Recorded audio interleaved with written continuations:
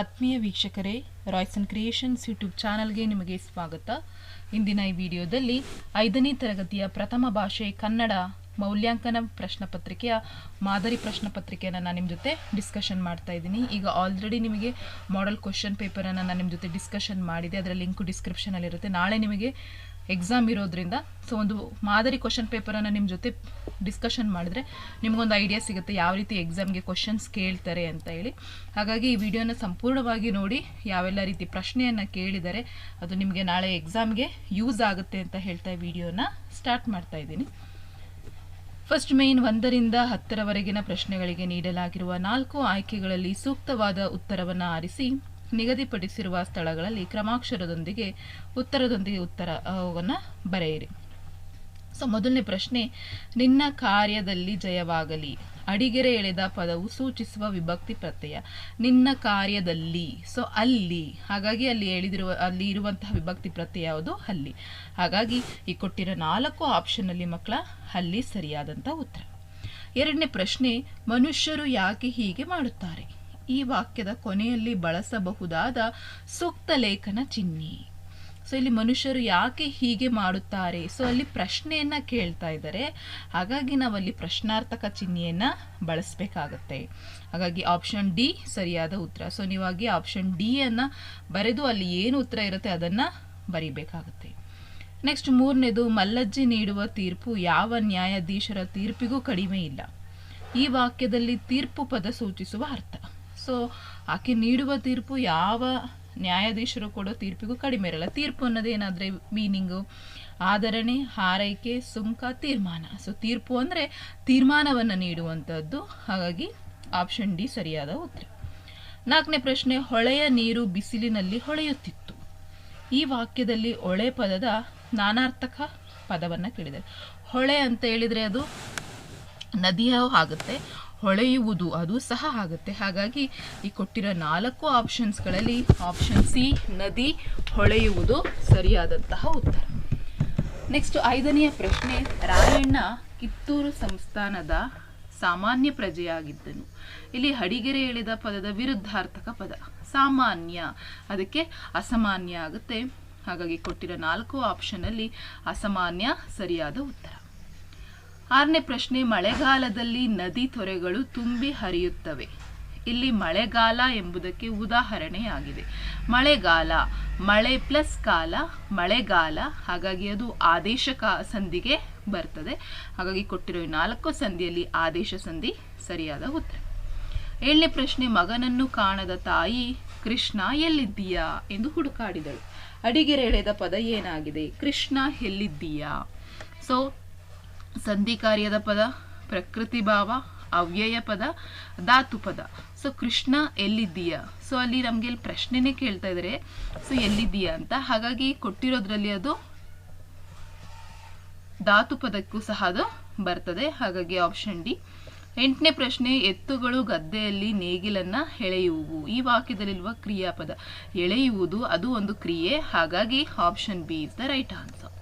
Next 9ನೇ ಪ್ರಶ್ನೆ, ಗುರುಗಳು ಪಾಠವನ್ನ ಹೇಳಿದರು.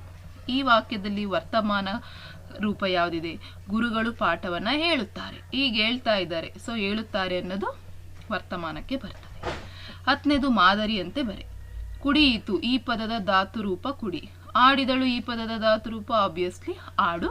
ಹಾಗಾಗಿ option A is the right answer. ಈ ರೀತಿ 10 MCQಗಳಿರ್ತವೆ. ಕರೆಕ್ಟ್ ಆಗಿರೋ ಉತ್ತರವನ್ನು ಹಾರಿಸಿ ಬರೀಬೇಕು. ನೆಕ್ಸ್ಟ್ ಸೆಕೆಂಡ್ ಮೇನ್, ಒಂದು ವಾಕ್ಯದಲ್ಲಿ ಉತ್ತರಿಸಿ. 11ನೇ ಪ್ರಶ್ನೆ, ಇದು ಸಭ್ಯತೆ ಕಲಿಯಲಿ, ಕಾಡುತನ ಮರೆಯಲಿ. ಈ ಮೇಲಿನ ಸಾಲುಗಳಲ್ಲಿ ಯಾವ ಪಕ್ಷಿಯ ಕುರಿತು ಹೇಳಲಾಗಿದೆ?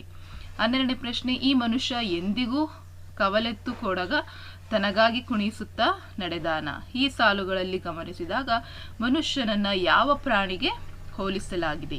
13ನೇ ಪ್ರಶ್ನೆ, ಕುಟಿಲವ ಬಿಡದಿಹ ಮನುಜರ ಮಂತ್ರವ ಪಠನೆಯ ಮಾಡಿದರೇನು ಫಲ ಎಂಬುದರ ಅದರ ಅರ್ಥವನ್ನ ಬರೆಯಲಿಕ್ಕೆ ಹೇಳಿದ್ದಾರೆ. 14ನೇದು, ಕಿತ್ತೂರು ರಾಣಿ ಚೆನ್ನಮ್ಮಳ ದತ್ತು ಪುತ್ರನ ಹೆಸರೇನು? ಅದಷ್ಟು ನಿಮಗೆ ಒಂದು ವಾಕ್ಯದ ಪ್ರಶ್ನೆಗಳು ಮಕ್ಕಳ. ನೆಕ್ಸ್ಟ್ 3rd ಮೇನಲ್ಲಿ 2-3 ವಾಕ್ಯಗಳಲ್ಲಿ ಉತ್ತರಿಸಲಿಕ್ಕೆ ಕೇಳಿರ್ತಾರೆ. ಇತ್ತ ಕಾಯಿ ಹುಣಸೆಯೂ ಅಲ್ಲ, ಇತ್ತ ಹಣ್ಣು ಹುಣಸೆಯೂ ಅಲ್ಲ. ಇದರ ಮಧ್ಯದಿ ಅಂತದಿ ಹಳದಿ ಹಸಿರು ಬಣ್ಣದ ಡೋರೆ ಹುಣಸೆ ಹಣ್ಣು. ಈ ಹಣ್ಣಿನ ಅದ್ಭುತ ರುಚಿಯು ಆಫೋಸ್ ಮಾವಿನ ಹಣ್ಣಿನ ರುಚಿಗಿಂತಲೂ ಮೇಲು.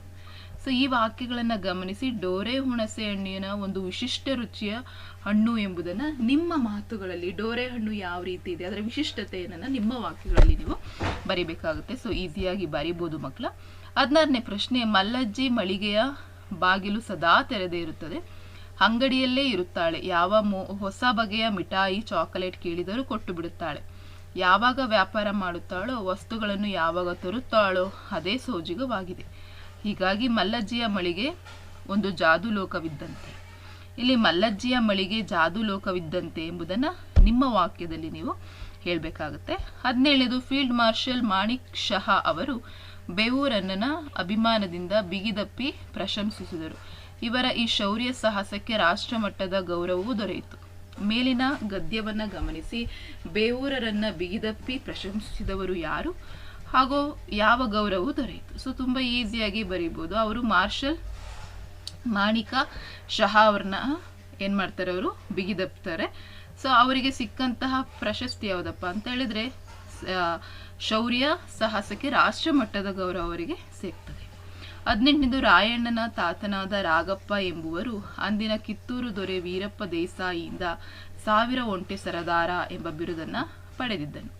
ಚಿಣಗಿ ಕೋವಾಡ ಯುದ್ಧದಲ್ಲಿ ತೋರಿದ ಅಪ್ರತಿಮ ಕಾರ್ಯದಿಂದ ರಾಯಣ್ಣನ ತಾತ ಈ ಬಿರುದನ್ನು ಪಡೆದಿರ್ತಾನೆ. ಹಾಗಾಗಿ ನಿಮ್ಮ ವಾಕ್ಯದಲ್ಲಿ 1000 ಒಂಟೆ ಸರದಾರ ಎಂಬ ಮಾತನ್ನು ವಿಶ್ಲೇಷಣೆ ಮಾಡಬೇಕಾಗುತ್ತೆ. ಸೊ ಅದಷ್ಟು 2-3 ವಾಕ್ಯ ಮಕ್ಕಳ. ನೆಕ್ಸ್ಟ್ 4-5 ವಾಕ್ಯಗಳಿಗೆ ಬಂದರೆ 19ನೇ ಪ್ರಶ್ನೆ, ನಿನಗೆ ತಿಳಿದಿರುವ ಮರಗಳ ಹೆಸರನ್ನು ಪಟ್ಟಿ ಮಾಡಿ. ಸೊ ಒಂದಷ್ಟು ಮರಗಳ ಬಗ್ಗೆ ಪಟ್ಟಿ ಮಾಡಿ ಒಂದು 5-6 ಸಾಲನ್ನು ಬರಿಬೇಕು. 20ನೇ ಪ್ರಶ್ನೆ, ಬಂದಾರೆ ಬರ್ರವ್ವ ಕಂದನ ತರ್ರವ್ವ ಅಂಜಿಕೆ ಕೊಂದಾನ ರೋಮ ರೋಮಗಳಲ್ಲಿ ಭೀಮ ರಕ್ಷಕಿಯ ಬಲ ಕೊರಳಾಗ ಕಟ್ಟಿರಿ ಬಂದಾನ. ಈ ಮೇಲಿನ ಪದ್ಯದ ಭಾವಾರ್ಥವನ್ನು ಬರಿಬೇಕು. ನೆಕ್ಸ್ಟ್ ನೀವು ಇಲ್ಲಿ ಒಂದು ಮಾರುಕಟ್ಟೆಯ ಚಿತ್ರವನ್ನು ಕೊಟ್ಟಿದ್ದಾರೆ, ಅದರ ಬಗ್ಗೆ ನೀವು ಬರಿಬೇಕು. 8 ಸಾಲುಗಳಲ್ಲಿ ವರ್ಣಿಸಬೇಕು ಮಕ್ಕಳ. ನೆಕ್ಸ್ಟ್ 22ನೇ ಪ್ರಶ್ನೆ, ನಿನ್ನ ಶಾಲೆಯ ಪ್ರವಾಸದ ಕುರಿತು ನಿಮ್ಮ ತಾಯಿಗೆ ಪತ್ರವನ್ನು ಬರಿಬೇಕು ಅಥವಾ ನಿಮ್ಮ ಶಾಲೆಯಲ್ಲಿ ಆಚರಿಸಿದ ಗಣರಾಜ್ಯೋತ್ಸವ ದಿನಾಚರಣೆಯ ಕುರಿತು ನಿಮ್ಮ ಗೆಳೆಯ ಅಥವಾ ಗೆಳತಿಯರಿಗೆ ಪತ್ರ ಲೇಖನ ಬರಿಬೇಕು. ಸೊ ನಿಮಗೆ ಹೇಳ್ಕೊಟ್ಟಿದ್ದಾರೆ ನಿಮ್ಮ ಶಾಲೆಯಲ್ಲಿ, ಅದೇ ರೀತಿ ಪತ್ರವನ್ನು ಬರೀರಿ. ನೆಕ್ಸ್ಟ್ 23ನೇದು, ಕೃತಿಕಾರರ ಪರಿಚಯ.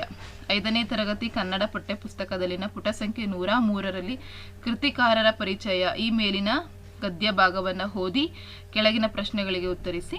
ಡಾಕ್ಟರ್ ಚಂದ್ರಶೇಖರ ಕಂಬಾರ ಅವರು ಎಲ್ಲಿ ಮತ್ತು ಯಾವಾಗ ಜನಿಸ್ತಾರೆ? ಕಂಬಾರರಿಗೆ ದೊರೆತ ಪ್ರಶಸ್ತಿಗಳು ಯಾವ್ಯಾವು? ಇದಿಷ್ಟು ಕೇಳಿದ್ದಾರೆ.